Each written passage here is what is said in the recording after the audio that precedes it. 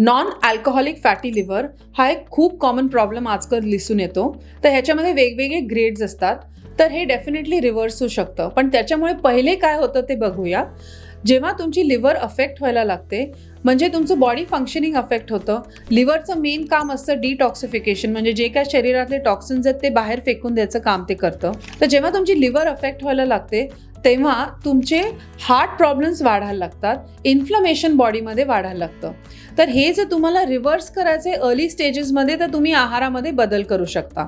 अनेक वेळेला जेव्हा तुम्हाला नॉन अल्कोहोलिक फॅटी लिव्हर असतं तेव्हा वेट गेन पण जास्ती असतं, तर ओबेसिटी पण जास्ती असते. तर वजन कमी जेव्हा तुम्ही करायला लागता तेव्हा हे थोडं रिव्हर्स व्हायला मदत होते. त्याचबरोबर बीटरूट, कॅरेट याचा ज्यूस किंवा याचं सॅलड तुम्ही आहारामध्ये इन्क्लूड करा. प्रोटीनचं प्रमाण वाढवा. फायबरचं प्रमाण जे तुम्हाला फळभाज्यातनं किंवा जे फळांमधनं मिळते ते तुम्ही वाढवा. जंक फूड जे आहे ते पूर्णपणे बंद करायचा प्रयत्न करा.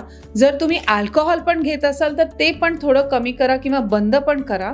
आणि त्याचबरोबर high protein, high fibre, low carb diet follow करून रोज 20 मिनिटं एक्सरसाइज करून तुम्हाला ही जर अर्ली स्टेजेसमध्ये असेल तर रिव्हर्सल पॉसिबल होतं.